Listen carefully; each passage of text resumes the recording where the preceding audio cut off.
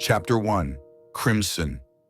Zhou Mingrui awoke in agony, his head pounding as though repeatedly struck with a pole or pierced by a sharp object twisting in his temples. Immobilized and unable to move, he found himself trapped in what felt like a dream. The familiar throbbing and confusion made him question if he was truly awake or caught in a surreal loop of slumber. His attempts to focus and escape the darkness were futile, as random, uncontrollable thoughts flooded his mind. In his delirium, Zhou Mingrui pondered over the source of his pain, suspecting something as dire as a cerebral hemorrhage. His frustration peaked as he realized sleep was impossible, and his fleeting thoughts humorously lingered on work-related woes and the prospect of taking time off. Slowly, through sheer willpower, he managed to regain some control, moving his back and opening his eyes. His blurry vision revealed a peculiar scene: a sturdy wooden desk, an open notebook with yellowed pages, a neatly arranged stack of books, and a strange collection of items bathed in faint crimson light. The lamp beside the desk had a Western design, and the eerie glow illuminated a black ink bottle adorned with an angel pattern, a dark-colored pen, and a brass revolver. The sight of the revolver shocked him. It was utterly foreign and far removed from the familiarity of his room. As he tried to make sense of his surroundings, Zhou Mingrui noticed the crimson hue came from the light filtering through a window. When he looked up, his eyes met the chilling sight of a crimson moon hanging high against a backdrop resembling a black velvet curtain. A sense of dread overwhelmed him, and when he tried to stand, the throbbing pain in his head forced him back into his chair. The small room with brown doors on either side, a low wooden bed against the opposite wall, and a cabinet with open doors and drawers beneath it. Beside the cabinet, a grayish-white pipe connected to a mechanical device with exposed gears. In the corner near the table were coal stoves, soup pots, and kitchen utensils. Across from the right door stood a cracked dressing mirror with a simple wooden base. As Zhou Mingrui glanced at the mirror, he saw a thin figure with black hair and brown eyes staring back at him. The reflection wasn't familiar. It wasn't him. Memories began to surface, revealing a new identity. Klein Moretti, a history graduate from the Lowen Kingdom city of Tingen. Klein's family struggled financially, supported by his elder brother, while his father had died in a colonial conflict, and his mother, a devotee of the Evernight goddess, had passed away years ago. Among Klein's memories, his knowledge of ancient languages like Hermes stood out. Zhou Mingrui's gaze fell on the notebook on the desk, its text shifting from alien to readable. Written in Hermes language, it ominously read, "Everyone will die, including me." The message sent shivers down his spine. He leaned back in shock, noticing a bloody handprint on the table and realizing his palm was covered in blood. Approaching the mirror, Zhou Mingrui examined his reflection closely. His temple bore a grotesque wound with burn marks and blood-stained edges. Grayish-white brain matter squirmed within, leaving him stunned and deeply unsettled. The throbbing pain in his head persisted, amplifying the unease of his surreal predicament. Chapter 2. Situation. Zhou Mingrui was startled by his reflection in the dressing mirror. It looked like a lifeless, withered corpse. The severity of his wounds left him in disbelief. How could someone with injuries like these still be alive? Struggling to comprehend, he checked himself again and noticed the deep wound and bloodstains. Despite the unsettling sight, he touched his chest, feeling his racing heartbeat and the warmth of his skin. Slowly calming himself, he confirmed his body still moved freely. Planning to inspect his head injury more thoroughly, Zhou Mingrui realized the dim moonlight from the crimson moon wasn't sufficient. A flash of memory revealed details about the gas lamp near the desk. It was a rare and valuable item for Klein Moretti's modest family, purchased by his elder brother Benson after persuading the landlord to install gas pipes and buying the lamp at nearly cost price. Benson had prioritized Klein's education even in difficult financial circumstances. Zhou Mingrui approached the lamp, turned the valve, and twisted the switch, but the sputtering sound resulted in no light. Searching his memories, he figured out the issue and went to the gas meter near the door. He retrieved a copper penny, a basic currency of the Lowen Kingdom, and inserted it into the meter. As the gears turned with a melodic rhythm, Zhou Mingrui returned to the desk. This time, when he twisted the switch, the gas lamp ignited with a sharp sound. A warm glow filled the room, illuminating it fully and dispelling the eerie dimness. As the crimson glow retreated from the window, Zhou Mingrui felt an inexplicable sense of ease and approached the dressing mirror. A thorough inspection of his temple revealed that while the wound remained grotesque, no more blood flowed. Flesh and brain tissue appeared to be regenerating rapidly, suggesting some strange healing benefit from his transmigration. Despite the unsettling sight, Zhou Mingrui breathed a sigh of relief. He was alive. He grabbed soap and an old towel from his cupboard and headed to the shared bathroom. Walking through the dim corridor, faint moonlight created eerie silhouettes, intensifying his unease. In the bathroom, he cleaned the blood from his head and shirt while recalling his landlord, Mr. Frankie, notorious for his complaints about water usage. Once his face and clothes were spotless, Zhou Mingrui realized his room likely bore signs of the injury. Returning to his apartment, he methodically cleaned blood from the desk and floor. While doing so, he noticed a bullet near the wall. Piecing together the clues, a revolver, the bullet, and the blood, it became clear that Klein had likely died by firing a shot at his temple.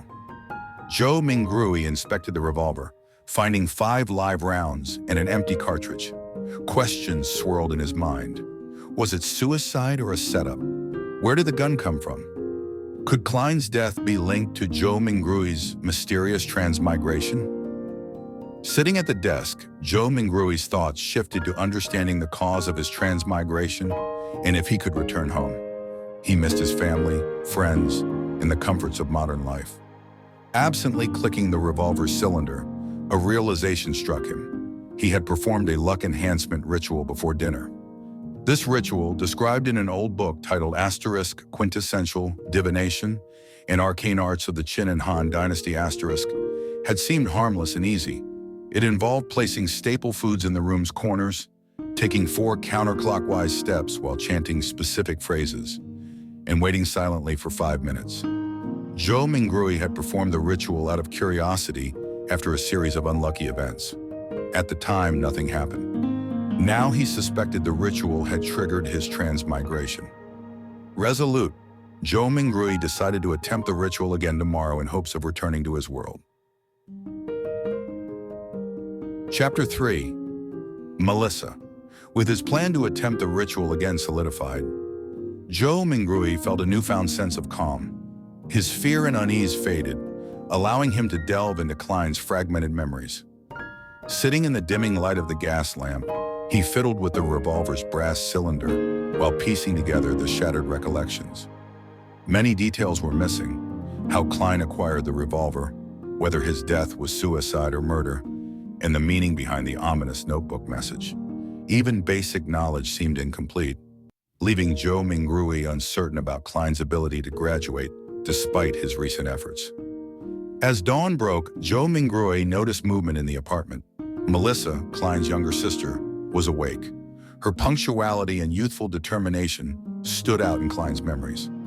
Unlike Klein and Benson, Melissa had benefited from the Lowen Kingdom's basic education law, attending public schools that emphasized religious neutrality.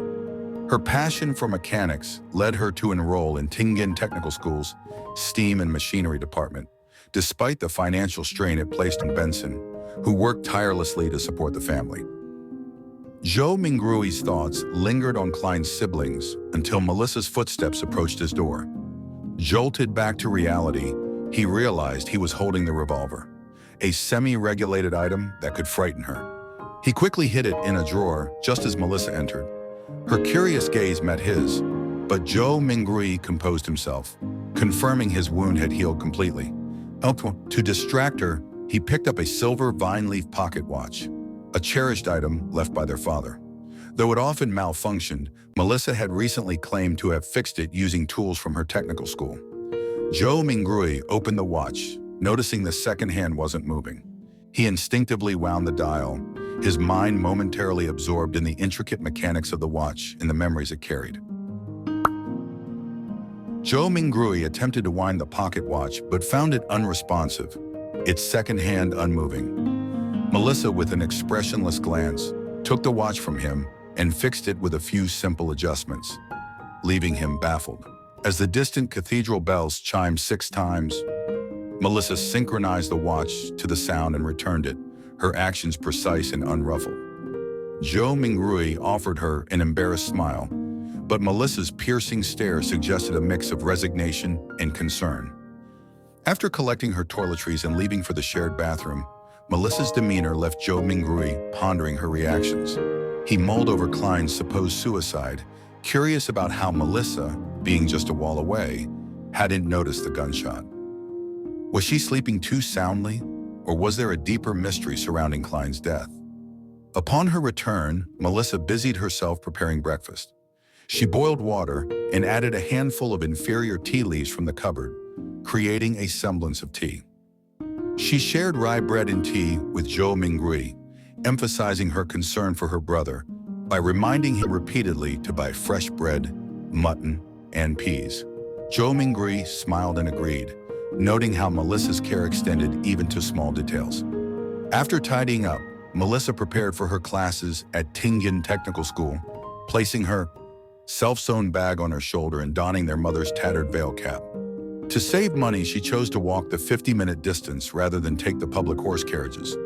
Before leaving, she reiterated her instructions about groceries, mentioning Benson might return on Sunday. As Zhou Mingrui watched Melissa leave, his thoughts turned to the 7-day week of the Northern Continent, influenced by its 7 orthodox gods. The rhythmic structure of life in this world felt familiar, yet alien. As the door closed behind Melissa, Zhou Mingrui sighed and refocused on his plan to perform the luck enhancement ritual, clinging to the hope of returning home. Chapter 4. Divination. Zhou Mingrui sat back in his chair, listening to the distant cathedral bells chime 7 times. Rising slowly, he retrieved a black vest, matching suit, and half-top hat from the cupboard. Dressed sharply, he felt like a character in a Victorian drama. Realizing he was only heading out to buy ingredients for his ritual, he swapped the formal attire for a brownish-yellow coat and a felt hat of the same color. He lifted a cushion from his bed, revealing a hidden stash of notes. Benson's savings, including their living expenses for the next 3 days. Zhou Mingrui admired the faded green notes, captivated by their intricate designs and the faint scent of ink. After taking 2 one-solly notes, he carefully concealed the rest and pocketed the money separately from his loose change. As he prepared to leave, Zhou Mingrui hesitated, recalling the peculiarities surrounding Klein's suicide. Concerned about potential dangers, he retrieved the brass revolver from his desk drawer. Though inexperienced with firearms, he believed the weapon's presence alone would deter threats. To prevent accidental discharge, he aligned the empty chamber with a hammer before tucking the revolver into his pocket alongside the notes. Stepping into the dim corridor, Zhou Mingrui descended the stairs and emerged into the sunlight.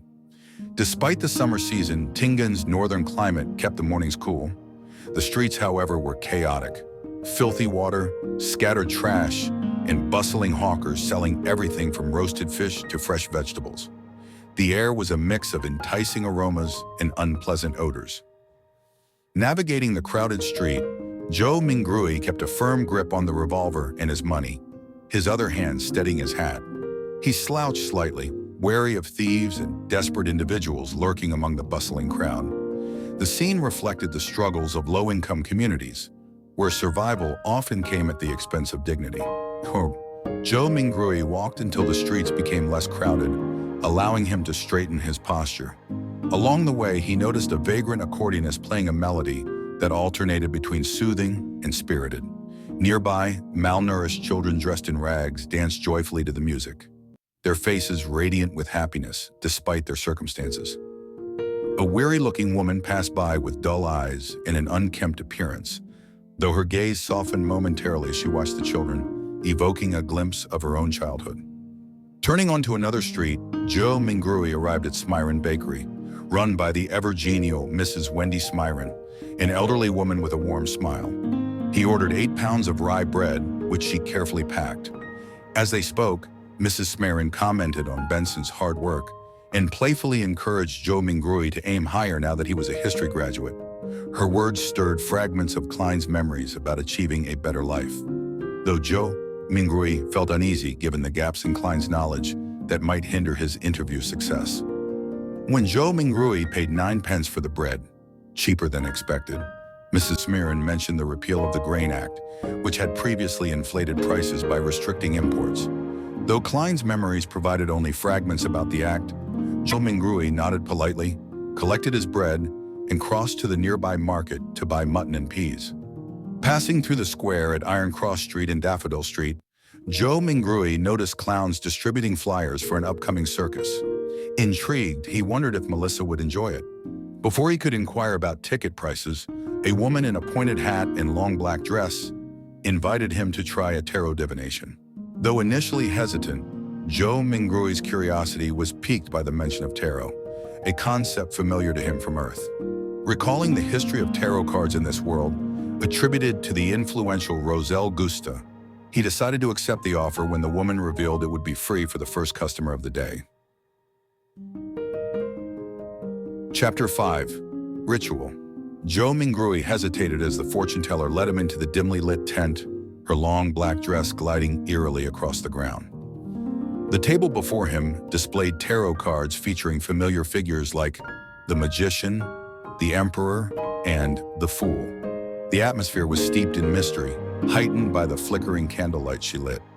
As Joe Mingrui shuffled the cards at her instruction, he warily confirmed that the reading would remain free, unwilling to fall for any tricks. When prompted, Joe Mingrui chose to focus on past, present, and future. After reshuffling the deck and cutting the cards again, the fortune teller laid 3 cards before him. Starting with the present, she revealed a card labeled The Fool, depicting a colorfully dressed character embarking on a journey. A card that symbolized a new beginning with infinite possibilities. Joe Mingrui pondered the card's meaning, drawing vague connections to his current situation. Before the reading could proceed, the tent's curtain was abruptly flung open, and a second woman in a similar costume stormed in, chastising the first for impersonating her. It turned out the fortune teller Joe Mingrui had been speaking with was, in fact, an animal trainer indulging a personal interest in divination. Irritated and bemused, Joe Mingrui left the tent after learning that the real fortune teller's services were not free. Reflecting on the absurdity of the encounter, he dismissed the matter and focused on completing his errands. At the market, Joe Mingrui bought a pound of mutton, broad beans, cabbage, onions, and potatoes, bringing his total expenses to 2 soldi and 1 pence. His dwindling funds left him feeling the burden of Benson's sacrifices for the family. Still, he returned home quickly, ready to proceed with the luck enhancement ritual. Joe Mingrui, after confirming his plan, chose to translate the ritual's incantations into various languages, including ancient Fesak and Loan, accounting for cultural differences between worlds. Lacking sufficient vocabulary, he struggled with the Hermes language, but resolved to attempt it later if the initial ritual failed. With preparations complete, he placed 4 loaves of rye bread in designated corners of the room, calming himself before proceeding. The ritual began with solemn steps in a counterclockwise square, each accompanied by chants invoking blessings from various celestial figures. Once complete, Joe Mingrui closed his eyes, awaiting results with anticipation, fear, and hope. The air grew thick and mysterious, followed by eerie whispers that defied comprehension. Overwhelmed by intense pain and psychedelic sensations, he felt as though his body and mind were breaking apart, only for the whispers to abruptly fade into an uneasy quiet. When Joe Mingrui managed to open his eyes, he found himself in an endless gray fog dotted with crimson stars, some faintly visible, others deep and hidden. Curiosity drove him to touch a crimson star, only for it to burst into a radiant flame, startling him. As he retracted his hand, another star ignited, leaving him feeling empty and disoriented. Across different parts of the world, mysterious bursts of crimson light occurred. Audrey Hall's bronze mirror in Backlund emitted an eerie glow, while Alger Wilson's glass bottle on a stormy sailboat was similarly enveloped. Both found themselves in the same gray fog, where they spotted Zhou Mingrui amidst the haze. Confusion hung thick as Audrey, Alger, and Zhou Mingrui exchanged startled questions. Chapter 6. Beyonder. In the swirling gray fog, Zhou Mingrui processed the questions from the other two figures, Audrey and Alger, who shared the same wary yet curious energy. While unsure of his role in this bizarre scenario, Zhou Mingrui calculated his response. He decided to project an enigmatic aura, positioning himself as the master of this strange domain to gain the upper hand in this interaction. In calmly replying, "An attempt," Zhou Mingrui's words deepened the air of mystery. Audrey, startled but curious, asked if the attempt was over and if they could return. Zhou Mingrui observed the two figures, noting how they appeared incorporeal, faintly glowing crimson, as though they were projections connected to the red stars he'd seen earlier. Recognizing that he could sever the connection at will to send them back, he hinted that a formal request would suffice to grant their return. Audrey, finding reassurance in Zhou Mingrui's tone, expressed fascination rather than fear. With eagerness in her voice, she asked how one could become a beyonder, her enthusiasm overtaking her earlier apprehension.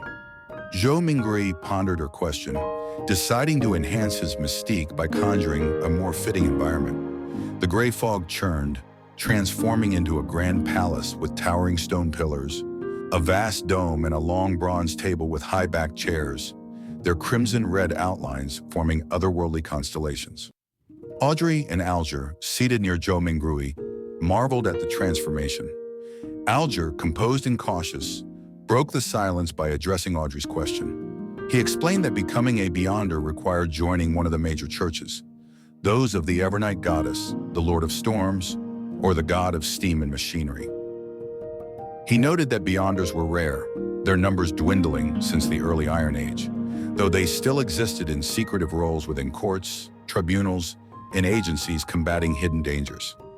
As Alger spoke, Zhou Mingrui maintained an air of detachment, carefully concealing his intrigue behind a calm demeanor. While he quietly absorbed the information, he outwardly appeared as though he were merely indulging their questions out of curiosity. Relying on fragmented memories, Zhou Mingrui recognized that the Fifth Epoch, or the Iron Age, began 1349 years ago. Audrey, having listened to Alger's explanation, admitted her knowledge about beyonders, the Nighthawks, the mandated Punisher, and the machinery hive mind. However, she expressed her reluctance to sacrifice her freedom by joining any church. Alger calmly remarked that becoming a beyonder required sacrifices. Aside from the churches, one could turn to royal families, ancient nobles, or clandestine organizations, though he warned against the risks involved. Audrey, unwilling to give up, sought alternative solutions, pressing Alger for more information. After some thought, Alger revealed he possessed 2 Sequence 9 potion formulas, intriguing both Audrey and Zhou Mingrui. Explaining the potions, Alger described Sailor, which granted exceptional balance, underwater agility, strength, and the ability to breathe underwater. The second, Spectator, enhanced mental sharpness and observational skills, enabling individuals to perceive the true thoughts of others while remaining detached. Alger emphasized that spectators must always remain as observers, never fully engaging in worldly affairs. Audrey, captivated by the concept of the Spectator potion, asked how she could obtain its formula. Alger stated his price, 100 milliliters of ghost shark blood, and suggested exchanging it through a secure address. He emphasized that their trade could be guaranteed under the witness of the mysterious figure presiding over them. Zhou Mingrui. Audrey eagerly agreed, turning to Zhou Mingrui and formally requesting him to serve as a witness.